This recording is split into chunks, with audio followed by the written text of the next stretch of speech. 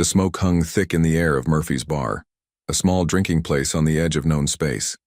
The planet Kepler 442b was not much to look at, just another rock where travelers stopped to refuel and rest.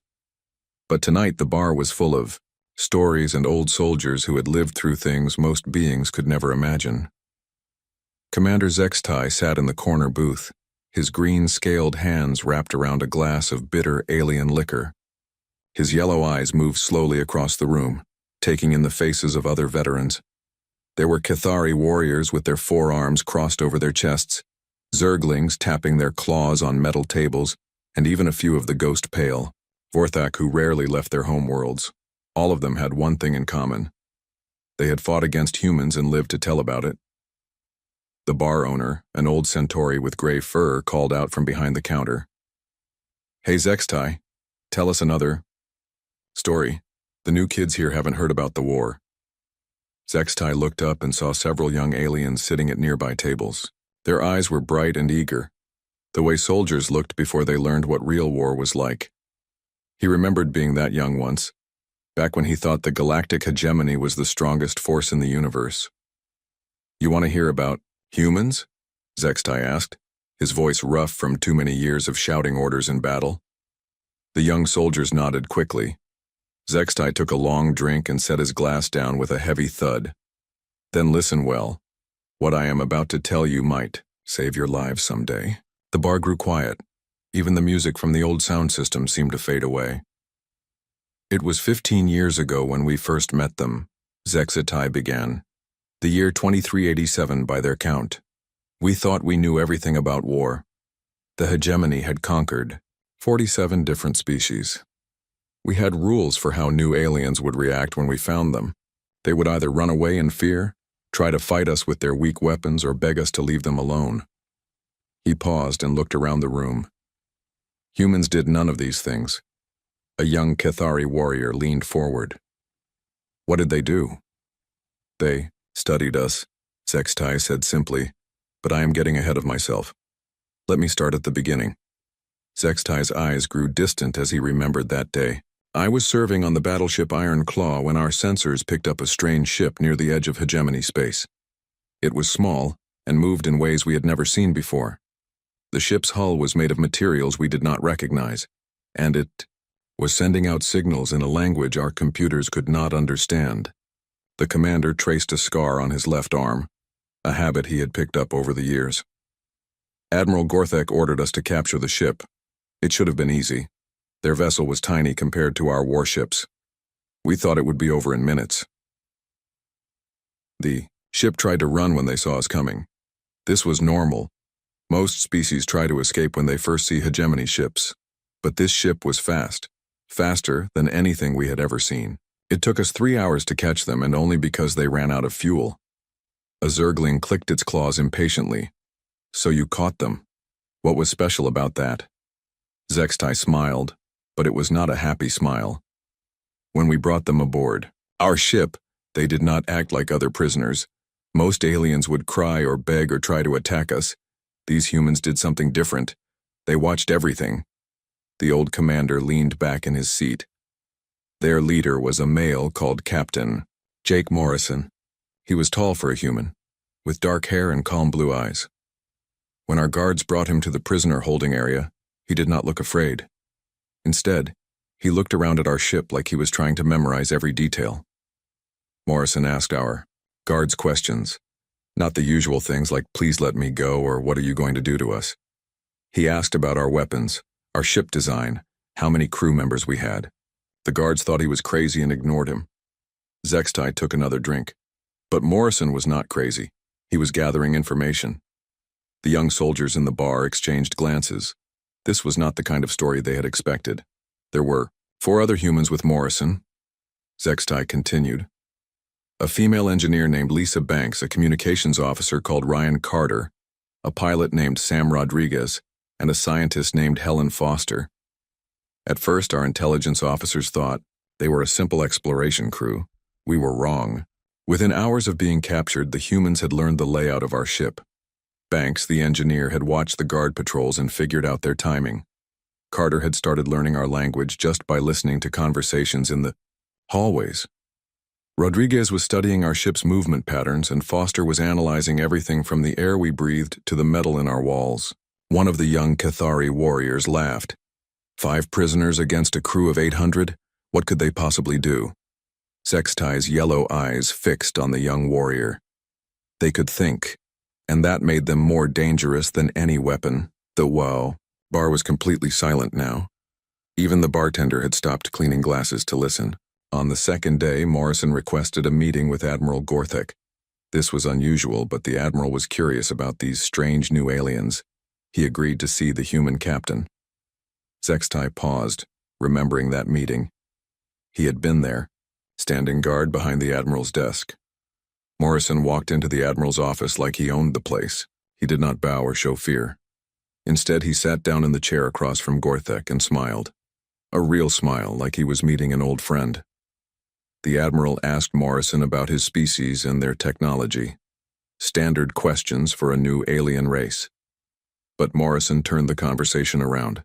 He started asking Gorthek about hegemony military tactics, about our wars with other species, about our plans for expansion. Gorthek was amused. He thought he was dealing with a primitive creature who did not understand his situation. So he answered some of Morrison's questions. He even bragged about our recent victories. Sextai shook his head slowly. The Admiral had no idea he was being interrogated by an expert. Morrison listened to everything and asked follow-up questions that seemed innocent, but were not. By the end of the meeting, he had learned more about hegemony military structure than most of our own officers knew. The old commander looked around the room at the faces watching him. But that was not the strangest part. At the end of the meeting, Morrison thanked the Admiral for his time. Then he said something that still gives me chills. "What did he say?" asked a young Zergling. Morrison looked straight at Admiral Gorthek and said, "I hope we can work together, instead of fighting each other. War is expensive and peace is profitable for everyone." Then he stood up, shook the Admiral's hand like they were business partners, and walked back to his cell. Sextai finished his drink and signaled for another one.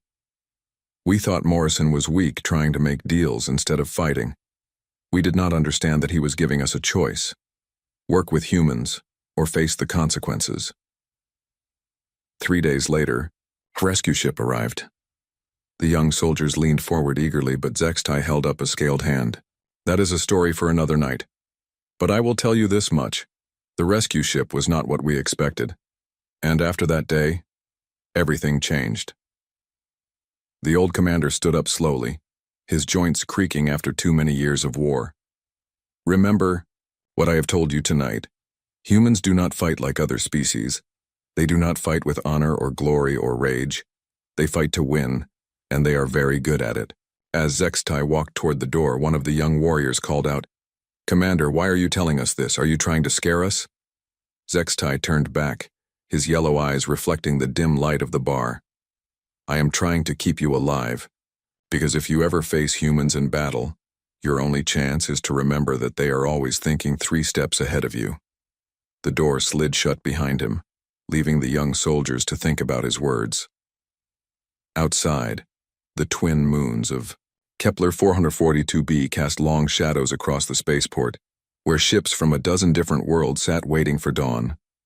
The next evening, Commander Sextai returned to Murphy's bar. Word had spread about his story, and tonight the place was packed with soldiers from across the galaxy. They had come to hear more about the humans and their strange ways of war. Sextai took his usual seat in the corner booth and ordered his drink. The young warriors from the night before were there again, along with many others. Their faces showed curiosity mixed with doubt. Most of them still believed that strength and size mattered most in battle. "You came back for more stories," Sextai said, looking around the crowded room. "Good. Tonight I will tell you about the first time humans in the hegemony fought in real combat." A large Cathari warrior with scars covering his forearms spoke up. "Commander, yesterday you told us about prisoners asking questions. That is not fighting. When did the real war begin?" Sextai smiled his cold smile again. 3 days after. We captured Morrison and his crew. Their rescue ship arrived. But it was not really a rescue ship. It was a test. The old commander took a sip of his drink and continued. The ship that came for the humans was called the Liberty Bell. It was smaller than our smallest patrol vessel, with only 12 crew members. Their captain was a female named Carol Martinez. When she contacted us, she did not demand the return of their people or threaten us with war. Instead, Captain Martinez made a formal request. She wanted to invoke the ancient laws of trial by combat to determine the fate of her crew members. This was an old tradition that most species had forgotten, but it was still part of hegemony law. A young Zergling clicked his claws in confusion. Trial by combat? They wanted to fight us one-on-one? That is exactly what they wanted, Zextai replied. And Admiral Gorthek thought it was the funniest thing he had ever heard. Here was a tiny species that had just discovered space travel, challenging the mighty hegemony to single combat. The bar grew quiet as everyone leaned in to listen. The Admiral accepted the challenge immediately. He thought it would be good entertainment for the crew. According to the old laws, each side would choose one champion to fight on a neutral location. The winner would decide the fate of both groups. Zextai paused to let this sink in. The Admiral chose Gorthak the Destroyer as our champion. Gorthak was the largest and strongest warrior in the hegemony fleet. He stood 9 feet tall and weighed as much as 3 normal beings. His skin was like armor and his forearms could crush steel. He had never lost a fight. The soldiers in the bar nodded approvingly. They knew of Gorthak's reputation. We expected the humans to send their biggest male. Morrison was tall and looked strong. But when the day of combat arrived, the humans surprised us again. Zextai's voice grew soft as if he was sharing a secret. They sent a female. Her name was Sergeant Amy Rodriguez. She was small, even for a human. Maybe 5.5 feet tall and weighing perhaps 130 pounds. She looked like a child compared to Gorthak. Several aliens in the bar laughed, but Zextai held up his hand for silence. We thought the humans had given up. They were sending someone to die quickly so the rest of them could surrender with honor. Even Captain Martinez looked calm, like she expected this outcome. The combat was set to take place on Titan 7, a small moon with low gravity and rocky terrain. Both fighters were allowed to bring basic weapons but no powered armor or energy shields. It was supposed to be a test of natural fighting ability. Zextai closed his eyes for a moment, remembering that day. I was there, along with 100 other hegemony officers. We wanted to watch our champion destroy this tiny human female. The fight was being broadcast to both fleets. When Rodriguez stepped onto the fighting ground, she looked around carefully. She was not looking at Gorthak. She was studying the rocks, the gravity, the lighting, everything about the environment. Gorthak just stood there, flexing his muscles and roaring challenges. The fight began with a sound from the referee's horn. Gorthak charged forward like a wild beast, his forearms reaching out to grab Rodriguez and crush her. He was fast for his size, but Rodriguez was already moving. The old commander leaned forward, his voice growing intense. What happened next changed everything we thought we knew about combat. Rodriguez did not try to meet Gorthak's charge or run away from it. Instead, she used the moon's low gravity to her advantage. She jumped higher than any of us thought possible and landed on a rocky outcrop above Gorthak's head. Before Gorthak could turn around, Rodriguez had kicked loose a pile of stones. They fell on his head and shoulders, not doing much damage but confusing him. While he was brushing off the rocks, she jumped down behind him and struck at the back of his knee with a metal rod.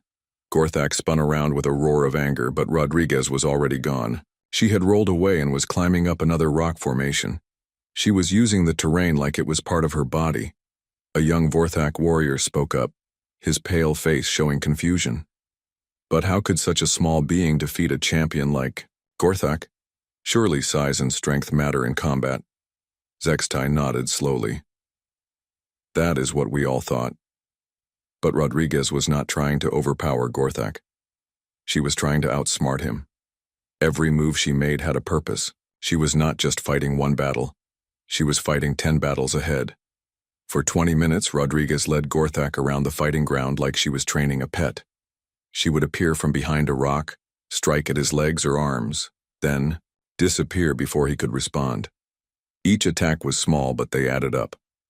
Gorthak grew frustrated and angry. he started making mistakes. He would charge at Rodriguez and miss, crashing into rocks. He would swing all four arms at once and lose his balance. Rodriguez never looked tired or worried. She looked like she was working, doing a job that needed to be done. The soldiers in the bar were completely silent now, hanging on every word. The end came suddenly. Gorthak had been chasing Rodriguez around a large boulder when she suddenly stopped running. She turned to face him with a strange metal device in her hands. We could not see what it was from our viewing position. Gorthak rushed forward thinking he finally had her trapped, but Rodriguez had been leading him to that exact spot for a reason. She pressed a button on her device and the ground under Gorthak's feet exploded. Several aliens gasped in surprise. She had explosives? Asked a Cathari. No, Zextai replied. She had been carrying small charges the entire fight, placing them in cracks in the rocks as she moved around. Every time she touched a stone or rolled behind a boulder, she was setting up her trap. By the end of the fight, she had turned the entire battlefield into a weapon. When the rocks exploded, Gorthak fell into a pit that Rodriguez had created. He was not seriously hurt, but he was trapped and confused. Rodriguez stood at the edge of the pit, looking down at him. And then she did something that shocked everyone watching. She offered Gorthak her hand to help him climb out. The bar erupted in confused voices. What? Why would she help her enemy? Zextai raised his voice to be heard over the noise. Because she had already won. The trial by combat was over. Rodriguez had proven that humans could defeat hegemony champions, but instead of gloating or celebrating, she showed mercy to a defeated opponent. Gorthak was so surprised that he actually took her hand and let her help him out of the pit. When he stood up, Rodriguez offered him a drink of water from her supply. She treated him with respect like a worthy opponent instead of an enemy. The old commander finished his drink and looked around the room. That was when we realized that humans were not like other species. They did not fight for glory or revenge or conquest. They fought to solve problems. And when the problem was solved, they moved on to the next challenge. Admiral Gorthak was forced to release Morrison and his crew, according to the ancient laws. But as the humans prepared to leave, Morrison made another request. He asked for a formal meeting between human and hegemony representatives to discuss trade and cooperation. The admiral agreed, thinking it would be a simple negotiation. He had no idea that the humans had learned everything they needed to know about our military capabilities just from watching one fight. Zextai stood up to leave, but a young warrior called out, "Commander, what happened at the meeting? Did they make a deal?" The old commander turned back with that cold smile.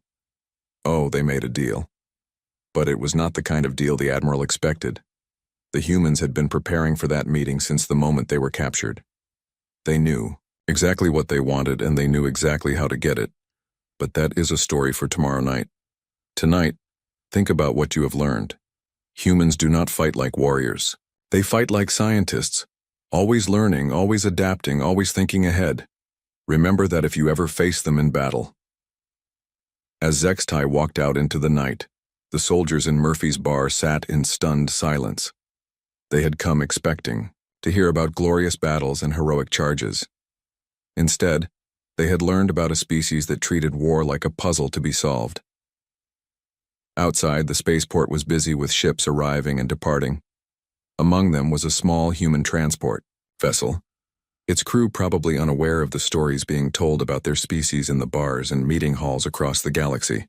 By the third night, Murphy's bar could not hold all the beings who came to hear Commander Zextai's stories. Soldiers stood in the doorway and pressed against the windows, straining to listen.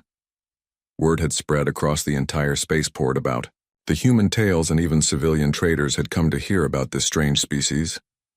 Zextai arrived to find his usual corner booth surrounded by eager faces. The bartender had set up extra speakers so everyone could hear clearly. The old commander settled into his seat and looked around at the crowd with his yellow eyes. "Tonight you will learn why the hegemony made its greatest mistake," he began without waiting for quiet. His voice carried easily through the sound system. "After the trial by combat, our leaders thought they understood humans. They believed Rodriguez had won through luck and trickery. They decided to test human military strength with what they called minor conflicts." A scarred Cathari veteran near the bar called out, How minor were these conflicts, Commander? Zexatai's expression grew dark. The High Council selected 3 human colonies for what they called evaluation raids. These were supposed to be simple attacks against defenseless settlements. The goal was to measure human response time, weapon, capability, and fighting spirit. He paused and took a long drink. The first target was a colony ship called the Spirit of Denver. Our intelligence reported it as a standard civilian transport with 300 families aboard. No military escort, no weapons, no defenses. It seemed perfect for a quick raid. The attack force was led by Captain Vexthul of the raider ship, Bloodfang. He had conducted dozens of successful raids against other species. The plan was simple: disable the colony ship, take some prisoners, gather intelligence, and leave before any human military forces could respond. Young soldiers throughout. The bar leaned forward with interest. This sounded like the kind of straightforward battle they understood. Captain Vexthul approached the Spirit of Denver with confidence. The human ship was moving slowly through empty space, exactly where our scouts had predicted. It showed no signs of detecting the Bloodfang's approach. Everything looked normal. Zexatai's voice grew quieter, forcing everyone to listen more carefully. Vexthul opened communications and demanded the humans surrender. This was standard procedure. Most species would panic and submit immediately when faced with hegemony raiders. The response came from the ship's captain, a human female named Carol Wright. Her voice was calm and polite when she answered Vexthul's demands. She said her people were peaceful colonists who wanted no trouble. She asked if there was some way they could avoid conflict. Vexthul was pleased. This was exactly the response he expected from frightened civilians. He told Wright to prepare for boarding, and promised that no one would be harmed if they cooperated. The old commander's eyes grew distant as he remembered that day. What happened next changed everything the hegemony thought it knew about human civilians. As the Bloodfang moved closer to board the colony ship, Wright's voice came over the communications again. She thanked Vexthul for his patience and said her people had voted on his offer. Then she said something that still gives me chills when I remember it. "What did she say?" asked a young Zergling, his claws tapping nervously on the table. Wright said, "Captain, my people have decided that we would rather die free than live as slaves. We're sorry it has to be this way." Then she cut the communication channel. Zexatai looked around the crowded bar. For 30 seconds, nothing happened. The 2 ships drifted silently through space. Vexthul was confused by Wright's response, but not worried. What could a ship full of farmers and families do against trained raiders? Then the Spirit of Denver opened fire. The bar erupted in surprised voices. A colony ship had weapons? How is that possible? Zexatai held up his scaled hand for silence. The humans had not installed traditional weapons. Instead, they had converted their mining equipment into missile launchers. Construction drones became attack fighters. Farming robots turned into boarding parties. In less than 10 minutes, the entire colony ship had transformed from a peaceful transport into a warship. But that was not the most shocking part. Every modification had been planned and prepared in advance. Wright and her people had spent months converting their ship while pretending to be helpless civilians. They had been ready for this attack long before it happened. A veteran Vorthak warrior spoke up from the back of the room. How could they know the attack was coming? They didn't know when or where, Zexatai replied. But they knew it would happen eventually. The humans had studied hegemony behavior patterns after the trial by combat. They predicted that we would test them with raids against soft targets. The old commander's voice grew heavy with memory. The battle lasted 6 hours. The Bloodfang was larger and better armed than the colony ship, but Wright's people fought like they had been training for war their entire lives. Every colonist had a job to do, from children running messages to elderly humans operating weapon systems. Vexthul tried every tactic he knew. He attempted to ram the colony ship, but Wright used her ship's mining charges to damage his engines. He sent boarding parties, but the humans had turned their corridors into mazes filled with traps. He even tried to retreat, but Wright's people had disabled his faster-than-light drive with some kind of computer virus. In the end, Vexthul was forced to surrender to avoid losing his entire crew. But that was when the real surprise came. The soldiers throughout Murphy's bar waited breathlessly for the rest of the story. Wright accepted Vexthul's surrender and took his crew prisoner. But she did not execute them or torture them for information. Instead, she had them treated by human doctors for their injuries. She fed them and gave them comfortable places to rest. While her people were caring for the prisoners, Wright was doing something else. She was studying every piece of hegemony technology on the Bloodfang. She took detailed recordings of their weapons, their computers, their communication systems, everything. Zextai finished his drink and signaled for another. 3 days later, Wright released Vexthul and his crew. She returned them to their damaged ship along with enough supplies to make repairs, but she kept all the intelligence she had gathered. Vexthul was grateful to be alive, but he was also confused. He asked Wright why she had shown mercy to raiders who had come to enslave her people. The old commander's voice grew soft again. Wright's answer became famous throughout human space. She told Vexthul that her people did not enjoy killing, even in self-defense. She said they hoped that someday, humans and the hegemony could be friends instead of enemies. But until that day came, they would be ready to defend themselves.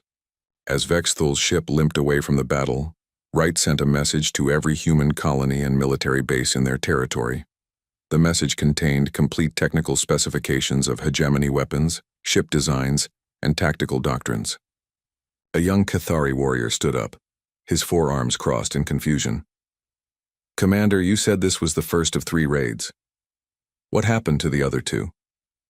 Zextai smiled grimly. The second raid was led by Commander Drakthul against a human mining station called New Pittsburgh. By the time his ships arrived, the humans had already received Wright's intelligence package. They were waiting. Drakthul found himself facing opponents who knew exactly how his weapons worked and had prepared specific countermeasures. The mining station had been converted into a fortress using the humans' new knowledge of hegemony technology. The battle lasted only 2 hours. Drakthul's entire raider fleet was captured or destroyed. Not a single human was killed. The bar had grown completely silent. Even the background music seemed to have stopped. The third raid never happened, Zextai continued. By then, human colonies across their territory had shared Wright's intelligence data. Every settlement, every transport ship, every outpost was prepared for hegemony attacks. But the humans did not stop there.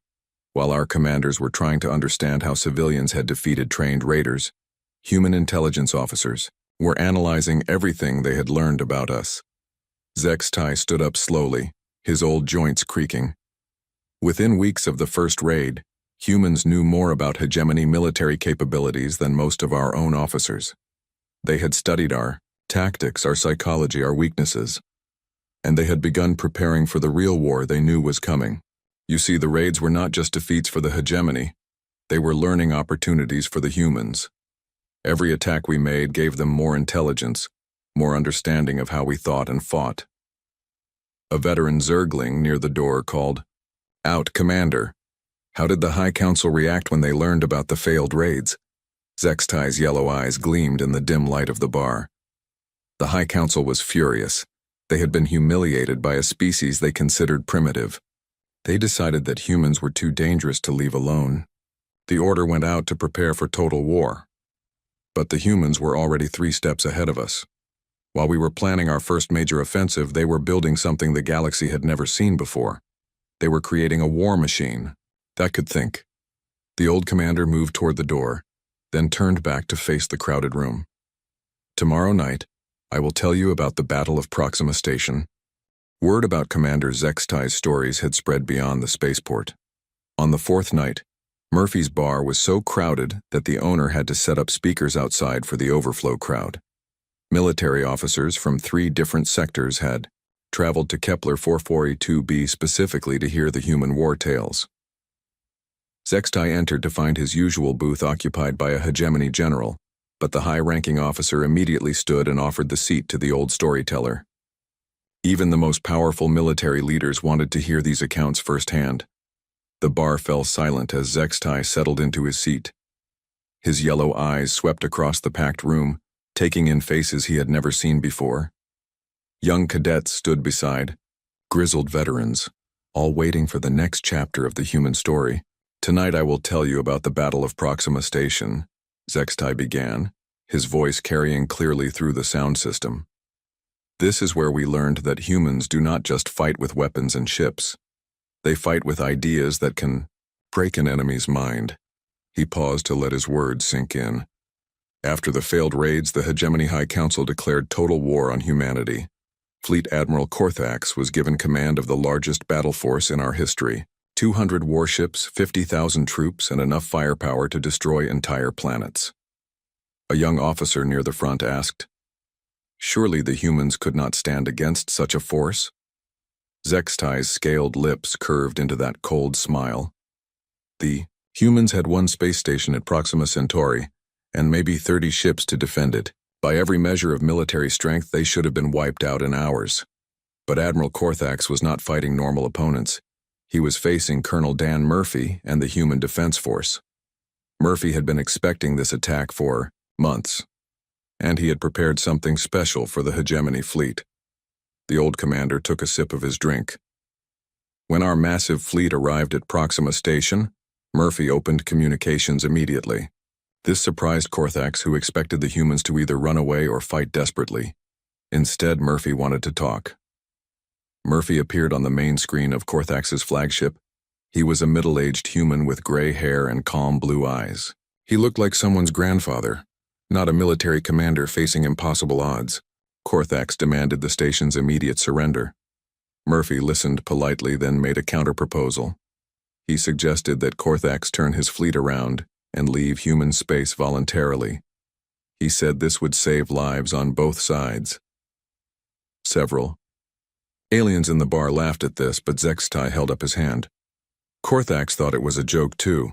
He told Murphy that he had 30 minutes to evacuate all civilians from the station before the attack began. Murphy thanked Korthax for his concern about innocent lives. Then he said something that made everyone on the Hegemony command bridge uncomfortable.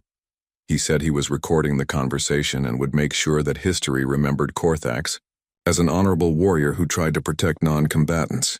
This confused our admiral. Murphy was about to die, but he was talking about history and honor. Korthax asked Murphy if he understood the hopelessness of his situation. Zextai's voice grew quieter, forcing everyone to lean in. Murphy's response changed everything. He said, "Admiral, I understand my situation perfectly. The question is, do you understand yours?" Before Korthax could ask what Murphy meant, strange things began happening throughout the Hegemony fleet. Ships started receiving radio broadcasts in their own languages, but the messages were not coming from other Hegemony vessels. A Zergling officer clicked his claws impatiently. "What kind of messages?" "Personal messages," Zextai replied. Individual crew members were hearing their own names called over the communication systems. The broadcast contained information about their families, their home planets, their personal histories, information that should have been impossible for humans to obtain. Captain Nicole Barnes, Murphy's intelligence officer, had spent months studying every alien species in the galaxy. She knew how different races thought, what they feared, what motivated them, and she used that knowledge as a weapon. The old commander's eyes grew distant as he remembered that terrifying day. The Zergling crews heard voices speaking to them as individuals, not as parts of the hive mind. This drove many of them to panic and confusion. The Cathari warriors received challenges to single combat from humans they had never met. But the challenges included personal insults about their honor and fighting ability. The Vorthak crews heard human children singing lullabies in perfect Vorthak language. This sounds harmless, but Vorthak considered children's voices to be sacred. Hearing them used in war was deeply disturbing to their religious beliefs.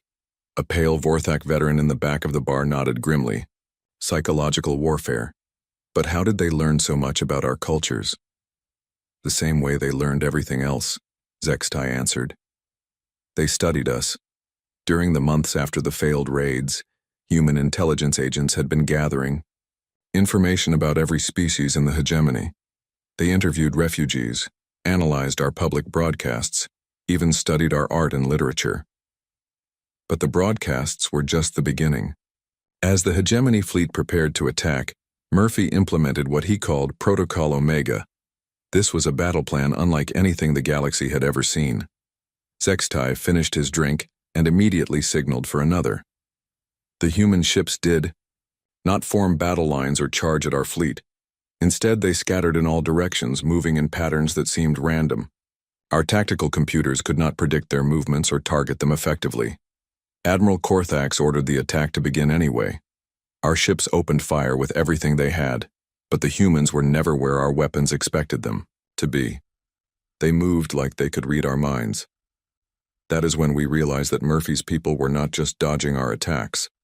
They were studying them. Every shot we fired gave them more information about our weapons, our targeting systems, our tactical thinking. The bar was completely silent now, hanging on every word. After an hour of missing their targets, some of our ship captains began to panic. The stress of the psychological broadcast combined with their inability to hit the enemy was breaking down military discipline. That is when Murphy sprung his real trap. The human ships suddenly stopped running and turned to attack, but they were not attacking our strongest ships. They were targeting the vessels whose crews were most affected by the psychological warfare. Captain Barnes had identified which ships contained the most vulnerable crew members. The humans hit these vessels with precise, devastating attacks while continuing their psychological broadcasts to the rest of the fleet. Zextai's voice grew heavy with memory. Ship after ship began to surrender or retreat without orders, not because they were beaten in battle, but because their crews could not handle the mental pressure of fighting an enemy that seemed to know everything about them. Admiral Korthax tried to maintain order, but Murphy had anticipated this too. Every time Korthax issued a command, the humans would broadcast a prediction of what that command would be. They would announce his orders before he gave them. Young Cathari warrior stood up, his forearms shaking with emotion. How could they know what our admiral was thinking? Because they had studied him, Zextai replied simply. Murphy's intelligence team had analyzed every battle Korthax had ever fought. They knew his patterns, his preferences, his weaknesses. They could predict his decisions because they understood how his mind worked. The final blow came when Murphy offered individual surrender terms to each ship in our fleet. Not general terms for everyone, but specific deals tailored to each crew's needs and fears. The Zergling ships were promised that individual crew members would be allowed to maintain their personal identities. The Cathari were offered the chance to face human warriors in honorable single combat. The Vorthok were guaranteed that their religious practices would be respected. Within 6 hours, half of the hegemony fleet had accepted Murphy's surrender terms. They were not defeated by superior firepower or better tactics. They were defeated by an enemy that understood them better than they understood themselves. Zextai stood up slowly, his old joints protesting. Admiral Korthax was forced to retreat with what remained of his fleet. The largest military force in hegemony history had been broken not by human weapons, but by human knowledge. But the most disturbing part came after the battle. Murphy contacted Korthax directly and invited him to a private meeting. Our admiral expected threats or demands for reparations. Instead, Murphy offered Korthax medical treatment for his crews and safe passage home. He also gave the admiral a complete recording of the battle, along with detailed analysis of what had gone wrong and how it could have been avoided. The old commander moved toward the door, then turned back to face the crowd. Murphy told Korthax that humans did not want to destroy the hegemony. They wanted to understand us. He said that understanding was the first step toward peace. The admiral asked Murphy why he was being so generous to a defeated enemy. Murphy's answer became famous throughout both human and hegemony space. Zextai paused at the doorway. Murphy said, "Admiral, we fought this battle not to prove we could beat you, but to prove that we don't have to." By the 5th night, Murphy's bar could no longer contain the crowds that came to hear Commander Zextai's final story. The owner had set up a large screen outside the building, and hundreds of beings gathered in the spaceport plaza to listen. Military commanders, civilian traders, and even some diplomats had arrived from across the sector. Zextai walked through the crowd slowly, his yellow eyes taking in faces from dozens of different species. Many were veterans who had fought in the war he was describing. Others were young beings who had grown up in the peace that followed. All of them wanted to hear how the story ended. Inside the bar, a special table had been set up near the front for senior military officers. The bartender had brought out his finest liquor for the occasion. Everyone knew this would be the last night of stories, and no one wanted to miss it. Zextai took his seat and looked around the packed room. Outside, the crowd pressed close to the windows and speakers. The old commander had never imagined that his memories would draw such attention. "Tonight I will tell you about the end of the war," he began, his voice carrying clearly through the sound system. "This is the story of the Battle of Edge Nebula, where the hegemony and humanity met for the final time as enemies." The crowd fell silent immediately. Even the background noise from the spaceport seemed to fade away. After the defeat at Proxima Station, the Hegemony High Council was desperate. They had lost face in front of the entire galaxy. Other species were beginning to question hegemony's strength and authority. Something had to be done to restore their reputation.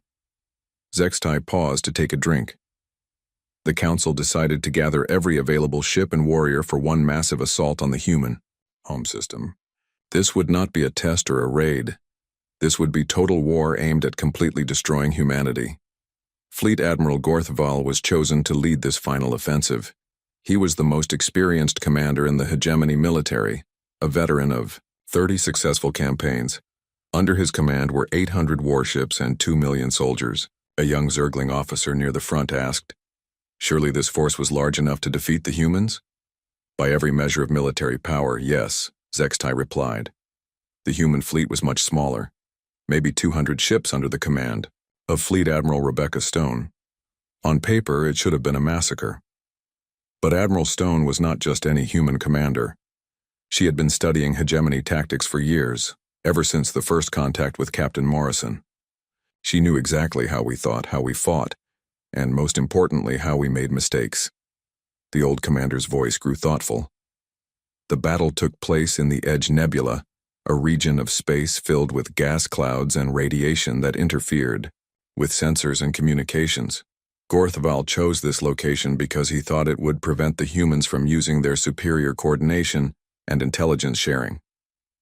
He was wrong. Stone had been preparing for this battle in this exact location for months. Her people knew every gas cloud, every radiation field, every hiding place in the nebula. They had turned the entire battlefield into their home territory. Zextai looked around the room at the faces watching him. When the two fleets met, something unprecedented happened. The humans did not try to avoid battle or negotiate. Instead, Admiral Stone opened communications and made an announcement that shocked everyone. "What did she say?" asked a Vorthak veteran, his pale face leaning forward with interest. Stone told Gorthval that she respected him as a warrior and understood that he was following orders from his government. She said that many humans considered him an honorable opponent. Then she offered him one final chance to end the war without more bloodshed. Gorthval was insulted by this offer. He had come to destroy humanity, not to make peace with them.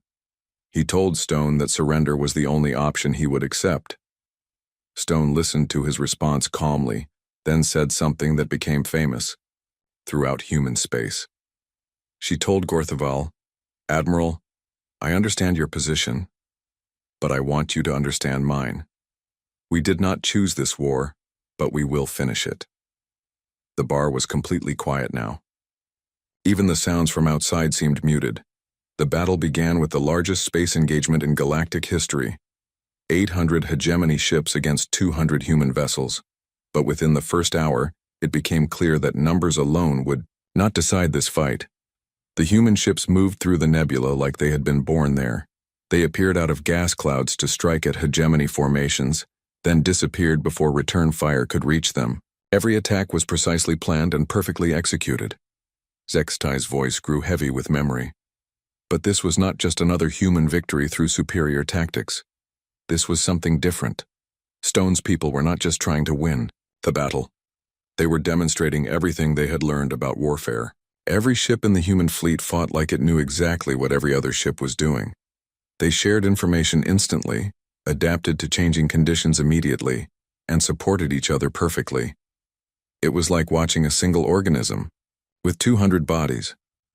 Admiral Gorthval tried every strategy he knew. He divided his fleet to attack from multiple directions, but the humans predicted and countered every move. He concentrated his forces for massive attacks, but the humans scattered his formations with precision strikes. A Cathari general stood up, his forearms crossed in confusion. "Commander, how could so few ships defeat so many? What weapon did the humans use?" "Knowledge," Zextai replied simply. The humans had spent years studying not just our technology and tactics, but our psychology, our culture, our very nature. They knew us better than we knew ourselves. After 6 hours of battle, something extraordinary happened. Admiral Stone's flagship, the Earth's Promise, broke away from the main human formation and headed straight for Gorthval's command ship. Our admiral thought Stone was attempting a desperate ramming attack. He ordered all nearby ships to destroy the human vessel before it could reach him. But the Earth's Promise was not alone. Dozens of human ships formed a protective corridor, sacrificing themselves to protect their admiral's advance. The old commander's voice grew soft with respect. Stone's ship reached the Hegemony flagship and locked onto it with docking clamps. Instead of exploding or trying to board, Stone did something no one expected. She requested a personal meeting with Gorthval. Our admiral was trapped. His ship was damaged and unable to break free from the human vessel. His fleet was scattered and confused by the ongoing battle. He had no choice but to agree to the meeting. What happened in that meeting changed the course of galactic history, Zextai continued. Stone came aboard the Hegemony flagship alone, carrying no weapons. She walked onto our command bridge and saluted Admiral Gorthval with proper military respect. Then she did something that no Hegemony commander had ever experienced. She offered to surrender her entire fleet to end the bloodshed. Several aliens in the bar gasped in surprise. She offered to surrender? While she was winning? Stone told Gorthval that humans had proven they could fight and win against any opponent. But she said that victory in battle was meaningless if it did not lead to peace. She offered to surrender her fleet if Gorthval would agree to negotiations between human and Hegemony representatives. Our admiral was completely confused by this offer. In his experience, the winning side dictated terms to the losers. He had never encountered an enemy who offered defeat in order to achieve larger goals. Zextai finished his drink and sat back in his chair. But Stone was not finished. She told Gorthval that humans had studied the Hegemony's history and understood that their empire was built on fear and conquest. She said that such empires always eventually collapsed because they created only enemies, never friends. Then Stone made her final offer. She proposed that humans and the Hegemony work together to build something better. Not an empire based on conquest, but an alliance based on cooperation and mutual benefit. Admiral Gorthval asked Stone why humanity would want to ally with former enemies. Her answer ended the war. The old commander looked around the packed bar, his yellow eyes reflecting the dim lights.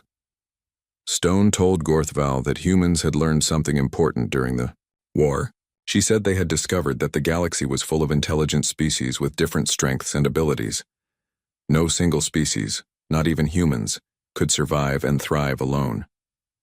She said that humans wanted to learn from other species, to share knowledge and resources, to explore the universe together. The war had taught them that diversity was strength, and cooperation was more powerful than conquest. Admiral Gorthval was silent for a long time after Stone finished speaking. Finally, he asked her what would happen if the Hegemony refused her offer. Stone's response was simple and honest. She told him that humans would continue to defend themselves and their allies. But she also said that humans hoped it would never come to that.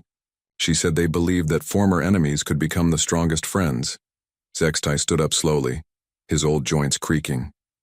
3 days later, the Hegemony High Council agreed to peace negotiations. Within a year, the war was officially over. Within 5 years, humans and Hegemony forces were working together to explore new regions of space. The Battle of Edge Nebula was the last time humans and the Hegemony fought as enemies.